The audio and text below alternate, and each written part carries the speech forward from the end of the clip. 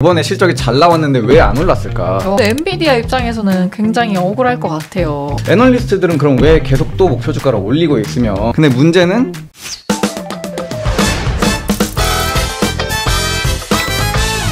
미국 주식 스포일러 토크쇼. 안녕하세요. 유별난 수다의 MC 이유림이고요. 머니네버슬립 심두보입니다. 머니네버슬립 우세현입니다.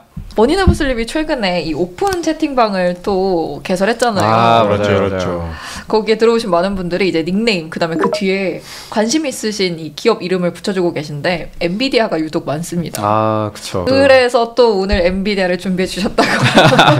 엔비디아에 대해서 좀 같이 이야기 나눠보고 싶은 것들이 있는데, 근데 사실 엔비디아 얘기하기 전에 저희가 더 중요하게 짚고 넘어갈 게 한 가지 있습니다. 뭔데요? 저희가 마이크를 바꿨습니다. 와! 이거 저희가 이전 회차에서 댓글에서 좀 마이크 소음이 안 좋다. 예, 이거 얘기를 듣고 저희도 너무 바꾸고 싶은데. 네. 또 어떻게 많은 분들의 도움 덕분에 누가 자, 그 다음으로 중요한 엔비디아. 네, 그 다음으로 중요한 엔비디아. 이제 사실 지금 와서 많은 분들이 제일 많이 던지는 질문 중 하나가 그래서 앞으로 어떻게 될까? 오를 수 있을까? 왜냐면은 또 최근에 이제 실적 잘 나왔었잖아요. 그냥 실적이 잘 나왔는데 그 실적 발표 이후로 지금까지 한 8%인가 빠졌단 말이에요. 이제 주가는 흐름 자체는 조금 안 좋고, 그런데 실적이 나오니까 애널리스트 목표 주가는 또 올랐죠. 네, 확 올랐단 말이에요. 이제 그런 걸 보면서 이게 어떻게 되는 건가? 이게 오르다가 이제는 상승 여력이 다 해서 이제 좀 횡보하거나 내려오는 때인 건지 뭔가. 근데 그러다가도 애널리스트 말들 들어보면은 이거 더 갈 종목인 것 같은데 얘들 또 계속 목표 주가 올리네. 그러니까 이런 상황에서 엔비디아 상승력 한번 짚고 넘어가면 좋겠다는 생각이 들어가지고 이제 많은 분들이 걱정하시는 게 사실 그거잖아요. 내가 산 이후에 떨어져서 물려버리게 되면 어떡하나. 엔비디아 너무 좋다는데 다들 엔비디아 하는데 지금 사서 물리면 어떡하나. 이게 가장 큰 걱정일 것 같은데 내년 어떻게 보시나요? 그거부터 짚고 넘어가면 좋을 것 같아요. 이번에 실적이 잘 나왔는데 왜 안 올랐을까? 이게 미국 주식 시장에 대해서 이제 실적에 대해서 되게 민감하게 반응하는 시장인데 3분기 실적이 진짜 말도 안 되게 좋았단 말이에요. 매출도 그렇고 순이익은 진짜 1000% 가까이 되고 전년 동기 대비. 그런 거 보면은 어마어마한, 이제 확실히 AI 이 데이터 센터 GPU가 가져오는 매출이 되게 크고 그게 실적에서도 바로바로 잘 나타나고 있는데, 심지어는 실적이 엄청 좋아졌던 거 플러스 시장이 예상했던 것보다 더 잘 나왔었던 거죠. 맞아요. 이제 애널리스트 컨센서스보다도 더 높게 나왔거든요. 그래가지고 이 정도면은 이거 완전 대박친 실적인데 사람들이 엔비디아가 실적 잘 나올 걸 몰랐던 것도 아닌데 그 전망마저도 이제 상회하는 실적이 나온 거잖아요. 이제 그런데도 이제 주가가 얼마 안 올랐단 말이죠. 엔비디아가 회계연도 2, 3년 4분기 이제 실적 나왔을 때 그때 한번 10 몇 % 뜨고, 그 다음에 회계연도 2, 4년 1분기 나왔을 때 그때도 실적 잘 나오면서 거의 20%, 25% 가까이 뛰고, 이런 식으로 2번 연속 팍팍 뛰다가 이제 그 다음 분기 때도 이제 실적 잘 나왔었는데 이제 그때 좀 애매했고, 이번에도 실적 잘 나왔는데 또 애매하게 된, 그런 식으로 이제 되어가고 있는데, 이게 그거를 좀 보면 좋을 것 같아요. 이제 실적이 잘 나온 건 잘 나온 거고, 이제 전망도 상회한 것도 맞는데 그 전망의 어떤 스프레드가 어떻게 되고 있나라는 거를 좀 짚고 넘어가면 좋을 것 같거든요. 스프레드라고 하면은 좀 기대하는 사람들의 그 층이 좀 넓어졌다는 의미인가요? 네네네, 그렇죠. 이제 애널리스트들마다 엔비디아에 대해서 되게 좋게 보는 애널리스트들도 있을 거고, 좀 이제는 올 만큼 왔다라고 판단하는 사람들도 있을 거잖아요. 네, 그러면은 그 사람들이 각각 내놓는 그 전망이 이제 점점 그 분산이 커지고 있거든요.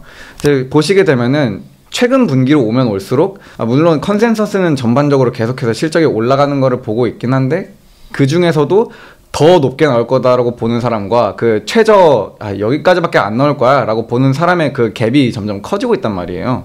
근데 이렇게 되면은 이제 무슨 일이 생기냐, 이제 결국에 주가가 오르려면은 그 주식을 사는 사람들이 더 높은 가격에 그거를 사줘야 주가가 오르잖아요. 근데 이 실적이 나오고 났는데 그 매수하는 사람들, 이제 뭔가 엔비디아 강세를 점치는 사람들 입장에서는 자기의 기대에 부합하는 수준이었거나 아니면 기대에 못 미치는 정도였던 거고, 엔비디아 약세를 보는 사람들 입장에서는 자기의 기대를 상회하는 어떤 결과가 나온 건데, 이제 우리가 흔히 말하는 시장 컨센서스는 이제 그거에 적절한 이제 평균 값을 놓고 이제 이야기를 하다 보니까 평균은 상회하는 실적이 나왔는데, 근데 그거를 매수하려고 하는 그 바이 사이드 사람들의 기대는 충족하지 못한 그런 정도의 혹은 충족하는 정도의 실적이었다. 그러면 실제로 이제 그 사람들이 더 높은 주가에 엔비디아 주식을 막 살려고 뭐 적극적으로 움직이진 않았다라는 걸로도 볼 수 있겠네요. 네네, 그렇죠. 이번 실적을 보고 자기의 기대에 그냥 어느 정도 부합하거나 못 미치게 나왔으니까 프리미엄을 붙여가면서까지 추가 매수를 하려고 들진 않았다.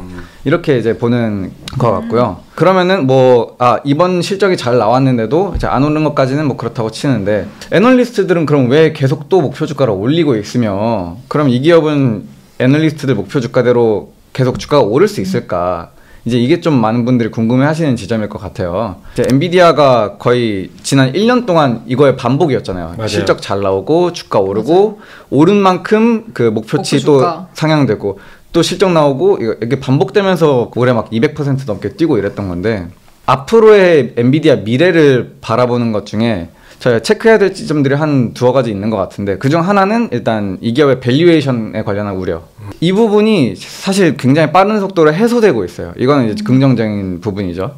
엔비디아 이제 과거에 실적이 한참 막 잘 나오기 시작했을 때, 그때 막 주가가 폭등하면서 사람들이 많이 했던 이야기가, 엔비디아 밸류에이션이 너무 높다. 이 기업의 현재 가치 대비 주가가 너무 많이 올라가고 있다 하면서 많이 이제 예시로 들었던 게 뭐 PER 같은 거, 그런 것들을 이제 많이 봤는데, 근데 실적이 계속해서 특히 순이익이 엄청나게 빠르게 개선이 되면서 PER이 쭉쭉 떨어지고 있거든요. 올해 제일 높았을 때 기준으로 하면은 PER이 막 200배도 넘기고 그랬었는데, 지금 한 60배 수준까지 내려왔고, 심지어 선행 PER은 20배 수준으로 떨어졌어요. 그러니까 앞으로의 그 전망치를 대입한 PER 같은 경우에는 이 20배 정도 수준이면은 이제 뭐 사실상 그 주가가 다 정당화되고도 남는 수준의 이제 밸류에이션이란 말이죠. 그렇죠. 보통 기술 성장주에서 PER 20배 정도는 굉장히 납득이 되는 정도의 수준이잖아요. 네네. 그리고 엔비디아처럼 뭐 특수한 분야에서 독점적인 지위를 누리고 있고 또 성장성도 있으면 20배는 사실 누군가는 싸다고도 얘기할 수 있는 정도고요. 뭐 막 다른 반도체 기업들이랑 비교해봐도 뭐 이제 그렇게까지 높은 게 아니라 오히려 20배 정도면은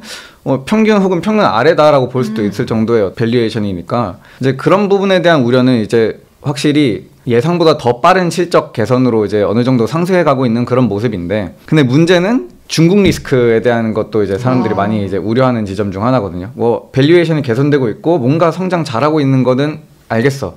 근데 일단은 선행 PER이 20인 거지, 현행은 일단 아직 60배고 60배면은 아직은 좀 높은 거고, 선행을 달성하려면은 사람들의 기대만큼 계속 아직은 일단 성장세를 더 유지시켜 나가야 하는 그런 단계에 이제 엔비디아가 있는데, 여기에 이제 사람들은 조금이라도 제동이 걸리는 거에 대한 이제 우려가 좀 큰 상황이어서, 최근에 그 중국에 대한 반도체 수출 규제가 강화된 거에 대해 사람들이 많이 우려를 표하고 있는 거거든요. 엔비디아가 미국에서 중국에 대한 AI 칩 수출을 이제 금지를 하니까 그걸 우회하려고 뭐 A800, H800 만들었다가 낮은 단계의 칩들, 네네네, 하위 호환 버전의 칩을 냈다가 이것도 막히고, 그래서 또 하위 호환 버전의 칩을 세 종을 출시를 했는데 이제 이것도 뭐 막히게 됐어요. 이제 심지어 최근에 그 레이몬도 상무부 장관이 너희들이 계속해서 규제를 우회하려고 저성능 칩을 또 내놓으면은 바로 다음날 그걸 막아버릴 거다, 이런 식의 발언까지 했거든요. 초강수를 두고 있네요. 완전히 그냥 뭐 중국에 대해서 우리는 뭐 이걸 일절 허용하지 않겠다, 이런 입장을 밝힌 거죠. 니네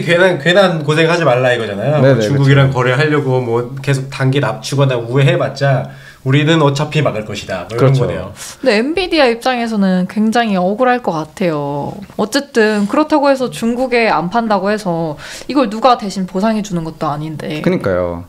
예, 사실 그 엔비디아에서 이제 매출 중에서 제일 뭐 지금 엔비디아의 성장을 견인하고 있는 건 이제 데이터 센터 매출이고, 그 데이터 센터 매출 중에서 한 25% 정도가 이제 중국에서 발생을 한다, 이렇게 얘기를 해요.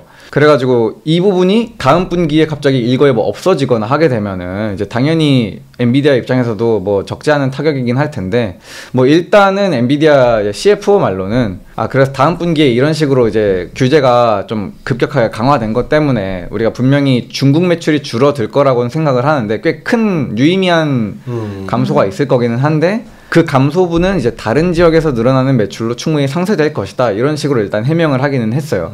뭐 실제로 지금까지 그 매출이 늘어온 추세를 보면은 뭐 충분히 납득이 되는 설명이기는 한데, 근데 어찌됐건 간에 지금 엔비디아 입장에서는 그 조금의 성장도 되게 아쉬운 상황이란 말이에요. 왜냐하면 선행 PER을 달성을 해야 되니까 자기네들이 주가를 정당화하기 위해서는 더 미친 듯이 성장을 해도 모자란 판인데 그게 안 되고 있다는 건 조금 위험 요소일 수는 있다 이런 생각은 좀 들어요.